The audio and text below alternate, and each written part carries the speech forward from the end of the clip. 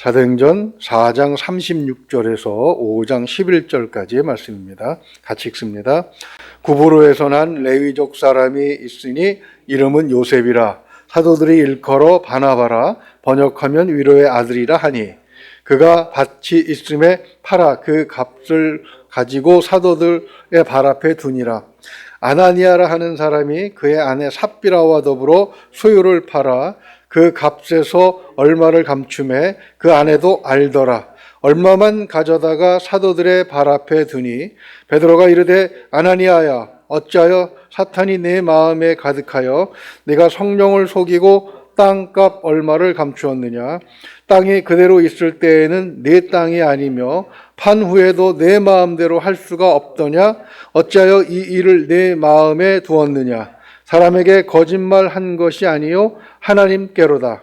아나니아가 이 말을 듣고 엎드려져 혼이 떠나니 이 일을 듣는 사람이 다 크게 두려워하더라. 젊은 사람들이 일어나 시신을 싸서 메고 나가 장사하니라. 3시간쯤 지나 그의 아내가 그 일어난 일을 알지 못하고 들어오니 베드로가 이르되, 그 땅 판 값이 이것뿐이냐 내게 말하라 하니 이르되, 예, 이것뿐이라 하더라. 베드로가 이르되, 너희가 어찌 함께 꾀하여 주의 영을 시험하려 하느냐?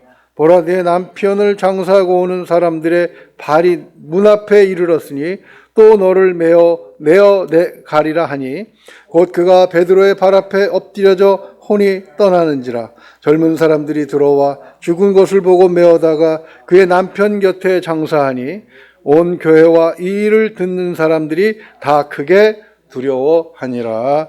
아멘. 본문은 어제 살펴본 앞부분, 즉 34절에서 35절 내용의 구체적인 사례 중에 대표적인 것을 기록해 놓고 있죠. 우리 34절과 35절을 다시 한번 읽어볼까요? 그 중에 가난한 사람이 없으니 이는 밭과 집 있는 자는 팔아 그 판 것의 값을 가져다가 사도들의 발 앞에 두매 그들이 각 사람의 필요를 따라 나누어 줌이라. 그래서 두 가지 경우가 기록되어 있습니다. 레위족 속에 바나바라 하는 사람이 행한 일과 아나니아와 삽비라 부부가 행한 일, 이 두 가지는 같은 일이면서 동시에 다른 점이 있었습니다. 그리고 결과도 달랐죠. 바나바는 하나님께서 중요한 일에 사용하실 만큼 영광을 받았고, 아나니아와 삽비라는 그 자리에서 혼이 떠나는 불행을 겪게 됩니다. 우리의 구원은 행위로 받은 것이 아니죠. 믿음으로 구원을 받는다고 로마서 1장 17절이 말씀하고 있습니다. 복음에는 하나님의 의가 나타나서 믿음으로 믿음에 이르게 하나니 기록된 바 오직 의인은 믿음으로 말미암아 살리라 함과 같으니라, 이렇게 말씀하셨죠. 그런데 이 두 부류의 사람은 분명히 행위로 그 차이가 극명하게 갈라지는 결과를 보여주고 있습니다. 그 이유가 무엇인가? 우리 정리 한번 해보죠. 두 가지 행위를 비교해보면 먼저 바나바를 생각을 해봅니다. 바나바는 어떤 사람들입니까? 36절을 보게 되면 구브로에서 난 레위족 사람이 있으니 이름은 요셉이라. 사도들이 일컬어 바나바라, 번역하면 위로의 아들이라, 이렇게 그를 표현하고 있습니다. 그는 레위족 속으로 요셉이라는 원래 이름을 가지고 있고 그가 구브로에서 태어났다고 했습니다. 구브로는 지중해 터키 남부에 있는 섬입니다. 지금은 사이프러스라는 이름으로 부르기도 하고 또 키프로스라는 이름으로 부르기도 하는 그런 곳인데요. 그곳 출신이니까 흩어진 유대인, 즉 디아스포라 중에 한 사람이라는 뜻이죠. 바나바라는 이름은 사도들이 그의 성품을 보고 붙여준 이름입니다. 그 이름에서 보듯이 그가 초대 예루살렘 교회에서 얼마나 많고 중요한 일을 했는지를 우리는 짐작할 수가 있습니다. 갑자기 생겨났습니다. 성령께서 충만하게 역사하셔서 제자들이 복음을 전했을 때 하루에 3,000명, 5,000명만 불어났어요. 그렇게 사람들이 갑자기 모였을 때 성령 충만의 흥분이 가라앉으면 어떻게 됩니까? 사람이 가지고 있는 속성들이 다 드러나요. 세속적 지위가 다르고 생각하는 게 다르고 살아온 환경이 다르고 남자 여자가 다르고 신분이 다릅니다. 이런 사람들이 한 곳에 모였을 때 반드시 뭐가 일어나게 돼 있어요? 마찰이 일어나게 돼 있고 갈등이 발생하게 돼 있잖아요. 그런 곳에서 이 바나바가 사도들에게 굉장히 큰 힘이 되어 주었다고 하는 사실을 우리는 그의 이름, 그의 별명을 통해서 확인할 수가 있는 것입니다. 그런 초대교회, 온갖 갈등이 제대로 정리되지 않은, 학습되지 않은, 훈련되지 않은 리더십을 가진 그 12명의 사도에 의해서 이렇게 정말 기적적으로 운영해가던 교회에 있어서 이 바나바는 하나님의 은총이라고 할 만큼 그렇게 중요한 사람이었죠. 복음이 이방으로 전파될 때 바나바는 역시 중요한 역할을 하게 됩니다. 사도행전 15장 16절 이하를 보면 마가의 실수로 인해서 바울과 갈라서게 됩니다. 성격이 칼 같았던 그런 바울과 모든 잘못을 감싸 안으면서 격려하는 바나바의 그 너그러운 성품이 함께할 수 없었던 것이죠. 그렇지만 나중에 바울이 나이가 들어서 이제 성격이 많이 누그러졌을 때 그 마가를 다시 등용을 합니다. 그거 보면 결국 바나바가 잘못한 것이 아니라는 사실을 우리는 성경이 인정해주고 있는 것이죠. 그러나 그런 바나바라고 해서 결점이 없는 것은 아닙니다. 우리 37절만 한번 볼까요? 그가 밭이 있음에 팔아 그 값을 가지고 사도들의 발 앞에 두니라. 뭐 여기 어떤 결점이 있습니까? 자기 소유를 다 팔아서 사도들 앞에 두었다는데, 근데 그가 레위족이라는 데 문제가 있는 거죠. 레위족은 어떤 사람들입니까? 신명기 18장 1절을 보면은요, 레위 사람 제사장과 레위의 온 지파는 이스라엘 중에 분깃도 없고 기업도 없을지니 그들은 여호와의 화제물과 그 기업을 먹을 것이라. 그러니까 재산을 가지면 안 되는 사람들이에요. 이 바나바는 레위 족속이요. 오직 하나님을 기업으로 삼고 말씀을 가르치고 율법을 교육하면서 또 하나님 앞에 제사 드리는 그 재물을 가지고 살아가는 사람들이 바로 레위 족속이었는데, 그가 팔 재산이 있었다는 것, 팔 부동산이 있었다는 이 사실, 이것 하나만으로도 당시 유대교의 실상을 우리는 짐작할 수가 있는 것입니다. 즉 하나님께 제사하고 하나님께 기도는 했지만 하나님의 말씀의 권위는 이미 땅에 완전히 떨어져 있었어요. 왜요? 말씀을 가르치는 자가 지키지 않고 있는데 그 말씀이 무슨 힘이 있고 무슨 능력이 있었겠습니까? 한번 생각을 해보십시오. 말씀을 가르치는 목사가, 그죠? 이 강대상 벗어나서 저 바깥에 나가면 일반 사람보다 더 못하게 한번 산다고 생각을 해보십시오. 그 말씀이 무슨 권한이 있고 권위가 있겠습니까? 하나님의 말씀보다 인간적인 해석이 더 권위가 있었어요. 마태복음 15장 3절을 보면 주님은 바리새인과 서기관들이 손을 씻지 않고 떡을 먹는 제자들을 비난할 때 이렇게 대답하셨습니다. 대답하여 이르시되 너희는 어찌하여 너희의 전통으로 하나님의 계명을 범하느냐. 이런 상황을 누구보다 잘 아는 사람이 바로 바나바였을 것입니다. 그는 예수님의 제자들이 성령 충만해서 드러나고 있는 하나님의 권능을 보고 감격했을 거예요. 아, 하나님의 말씀은 역시 살아있구나. 자기가 어려서 배웠고 그리고 평생을 가르쳐왔던 그런 말씀이 단지 글자로 되어 있는 그냥 그런 것이 아니라 살아있는 하나님의 말씀이라는 걸 확인했을 때 그가 얼마나 감격했겠습니까? 바나바뿐만이 아니었어요. 6장 7절 한번 넘어가서 좀 보실까요? 하나님의 말씀이 점점 왕성하여 예루살렘에 있는 제자의 수가 더 힘이 많아지고 허다한 제사장의 무리도 이 뒤에 복종하더라. 그러니까 바나바만 그런 게 아니라 레위 지파 사람으로서 하나님의 말씀을 가르치던 제사장들이 그냥 마치 우리가 아이들에게 교과서에 있는 것 가르치듯이 그런 식으로 자기 생계 유지를 위해서 가르쳤는데, 그게 아니라 이 말씀이 살아있는 하나님의 말씀이라는 것을 깨달았으니 얼마나 감격했습니까? 제사장의 지위를 내려놓고 그리스도의 교회로 들어와서 자신들의 손으로 십자가에 못 박은 예수 그리스도를 구세주라고 고백하는 그런 일들을 서슴없이 행할 만큼 그렇게 감격을 했던 것입니다. 그들은 기꺼이 자신들에게 주어진 특권을 포기하고 그리고 하나님 앞에 자신의 삶을 드렸고, 그런 대표적인 인물이 바로 바나바였던 것이죠. 그런데 불행하게도 초대교회는 또 5장 1절에 아나니아와 삽비라와 같은 경우가 있었다는 사실을 말씀하고 있습니다. 그것을 베드로는 어떻게 표현하냐면 3절을 보면 베드로가 이르되 아나니아야 어찌하여 사탄이 내 마음에 가득하여 내가 성령을 속이고, 이렇게 말씀하고 있습니다.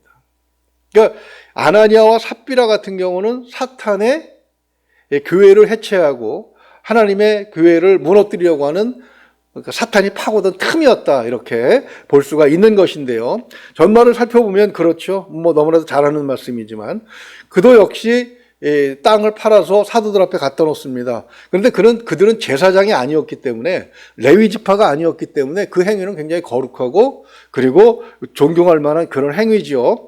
그렇지만 그들이 범한 잘못을 통해서 그들의 행위가 믿음에 의한 것이 아니었음이 드러납니다. 5장 1절 한번 보십시오. 그 값에서 얼마를 감춤해 그 안에도 알더라. 이렇게 말씀을 하고 있습니다.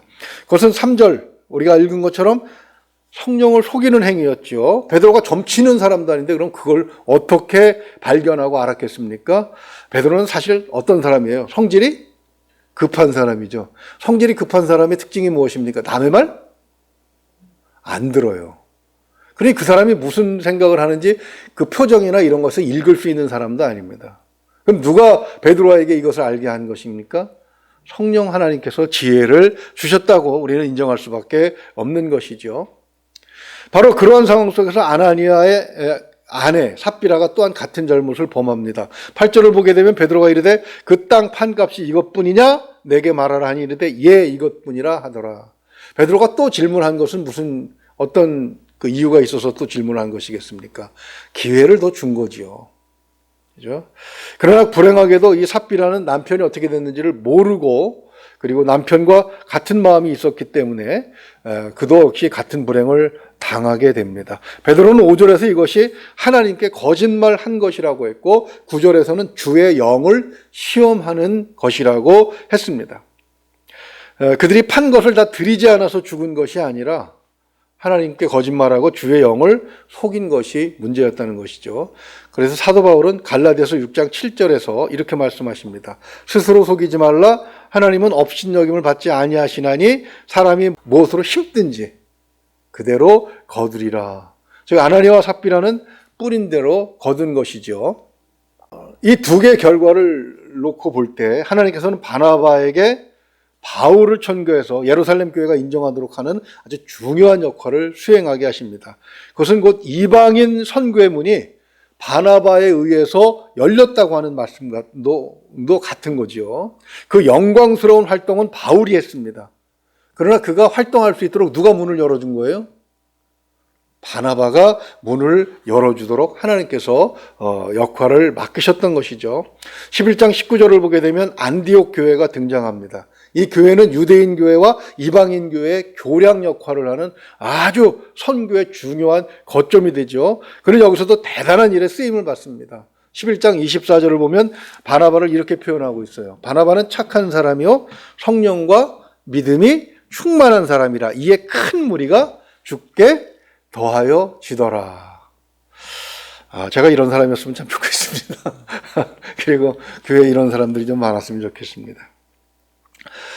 반면에 아나니아와 삽비라는 칭찬받을 행위를 했음에도 불구하고 사망하는 비극으로 끝을 맺습니다. 그것은 그들이 믿음으로 교회에 들어온 것이 아니라 다른 목적이 있었다는 것을 알게 하는 것이죠.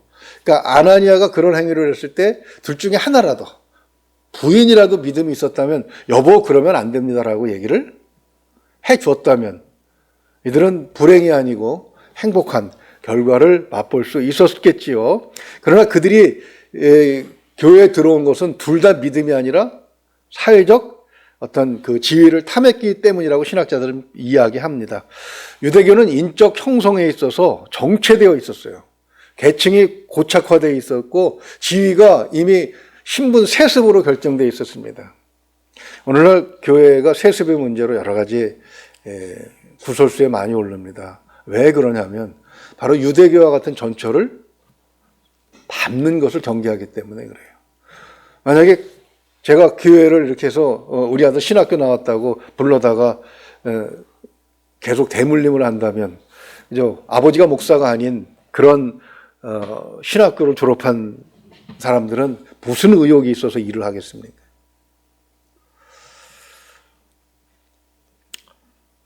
사실 워낙 이제 개척교회가 힘들고 어려운 상황이기 때문에 목사님들이 그런 욕심을 가질 수도 있습니다. 아들이 아빠가 하는 일이 좋아서 신학을 따라하겠다는 경우도 있고 또 딸내미가 또 갑자기 목사한테 전도사한테 시집을 가가지고 목사 사회를 볼 수도 있습니다. 어려움이 눈으로 보지만 새롭게 일을 시작하는 어려움을 보지만 그래도 그것은 자신의 몫으로 남겨두어야 하는 것을 사회가 고착되고 이렇게 계층이 딱 정해져 있으면 그 사회는 역사를 보게 되면 참 어렵게 되더라고요. 유대교가 그렇게 유대 사회를 만들었기 때문에 결국 어떻게 됩니까? 결국 더 발전하지 못하고 로마에 의해서 완전히 무너지고 멸망하게 되는 것이죠. 그래서 1947년인가요?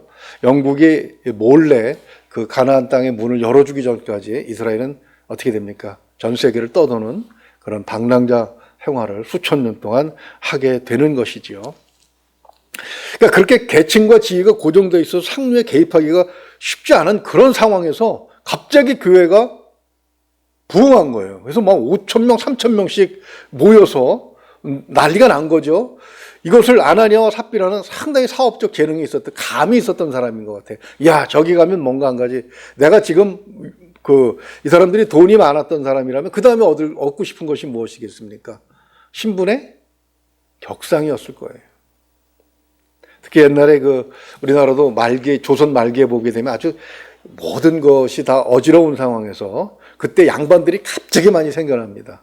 어떻게 생겨납니까? 돈 주고 사잖아요, 족보를. 그런 것처럼 아나니아와 삽비라는 바로 그런 욕구가 있었는데 그 욕구를 풀어줄 곳으로 교회를 택한 것이죠. 믿음이 아니라 그는 사람을 의식해서 들어온 것이고 결국 하나님보다는 사람을 의식할 수밖에 없었기 때문에 그런 사람들이 교회에 많아지면 어떻게 되겠습니까? 이제 막 시작한 교회는 조직화되지도 않고 리더십이 있었던 것도 아닙니다. 굉장히 위험한 처지에 빠졌을 것입니다. 저는 중국에 가서 이민교회, 그러니까 한국인들이 모여서 만든 교회에 이런 일들이 반복적으로 일어나는 것을 참 여러 번 봤어요. 그러니까 믿음도 없는 사람들이 그 땅에 와서 뭔가 일을 해야 되는데 가장 쉽게 도움을 얻을 수 있는 것이 바로 교회입니다. 왜요? 우리가 같은 신앙을 가졌다는 것 때문에 아낌없이 베풀어주고 아낌없이 도와주잖아요. 근데 이것을 이용해서 자기의 이익만 챙기고 교회를 어렵게 빠뜨리는 사람 참 여러 봤습니다. 심지어는 어떤 사람은 한국에서 교회 다니지도 않았는데 장로라고 속이고 그렇게 교회를 완전히 흔들어 놓는 그런 경우도 봤습니다. 그런 경우에 대한 하나님의 심판은 오늘 아나니아와 삽비라를 통해서 분명하게 보여주고 계시는 것입니다. 초대교회는 이 아나니아와 삽비라를 통해서 우리 11절 말씀처럼 온 교회가 이 일을 듣는 사람들이 다 크게 두려워하니라 경계했겠지요. 그리고 그런 목적으로 교회에 들어오르는 사람들도 발걸음을 디뎠다가 뜨거라 하고 들어 발을 뺐을 것입니다. 성령께서 지켜주시는, 교회를 지켜주시는 아주 자연적인 그런 강력한 행위였습니다. 사실 이런 일들이 뒤로는 그렇게 크게 반복되지는 않죠. 교회가 나름대로 리더십을 가지고 이런 경험들이 쌓여서 막아낼 수 있었기 때문이라고 봅니다. 말씀을 정리하면 그렇습니다. 교회는 무슨 공동체? 신앙 공동체입니다. 믿음이 가장 중요한 것이요. 누구를 믿습니까? 우리가 하나님을 믿는 거잖아요. 그러면 하나님 앞에, 보이지 않는 하나님 앞에 우리가 진실되게 살아보려고 하는 그런 노력들이 중요하고 그것은 믿음에 의해서만이 가능해지는 것이죠. 이것 없이 교회가 가진 힘, 사람들이 모이면 파워가 생기잖아요. 그렇죠? 예. 정치권이 하는 것을 보니까 저리 가면 안 되는데 저렇게 하면 안 되는데도 표를 더 얻기 위해서 행하는 일들이 참 정책들을 참 많이 정하더라고요. 바로 사람의 힘이라는 것은 누구나 욕심을 내게 돼 있구나라는 생각을 해봅니다. 안 그렇습니까? 제가 갑자기 어떤 유명한 사람이 돼서 사람들이 인기를 많이 모으면 정당을 하나 만들고 대통령이 될 수도 있는 문제. 바로 그런 것처럼 사람의 힘이 대단한데 그렇게 모인 교회를 욕심을 내고 그것을 자기의 욕심을 채우는 수단으로 사용했을 때 그때 하나님께서 그를 심판하신다는 분명한 메시지를 아나니아와 삽비라를 통해서 전해주셨고 그리고 하나님의 말씀이 살아있음을 깨닫고 감격해서 그 살아계신 하나님 앞에 솔직히 자기를 다 내어놓았던 바나바와 같은 사람들을 하나님께서 영광스럽게 이끌어 가신다는 사실을 우리는 본문을 통해서 또 사도행전을 통해서 앞으로도 계속 확인하게 될 것입니다. 오늘 본문은 영광과 치욕의 갈림길이 결국 믿음이었다는 사실, 그것을 우리에게 보여주면서 하나님 앞에서 우리가 어떤 자세로 살아가야 할지를 분명하게 가르쳐주고 있습니다. 우리가 하나님 앞에 믿음을 가지고 살아가게 되면 참으로 하나님께서는 바나바 같은 영광을 허락해 주실 줄로 믿습니다. 그러면서 동시에 아나니아와 삽비라 같은 그런 사람들을 막아낼 수 있는 힘도 우리에게 주실 줄로 믿습니다. 교회가 바로 이런 지혜가 충만하고 또 그래서 신앙생활, 믿음으로 신앙생활하는 사람들이 쓸데없는 것에 마음 쓰지 않는 그런 복된 평안한 그런 자리가 될 수 있기를 늘 우리가 기도해야 되겠지요. 우리 한 사람이 하나님 앞에 믿음으로 바로 섰을 때 하나님께서는 그 사람을 이용해서 교회를 부흥시키고 땅끝으로 복음이 전하는 데 사용하신다는 사실을 우리가 기억하면서 우리의 믿음을 더욱더 소중하게 간직해야 되겠습니다. 믿음 안에서 복된 삶이 될 수 있기를 주님의 이름으로 축원을 드립니다. 기도하겠습니다.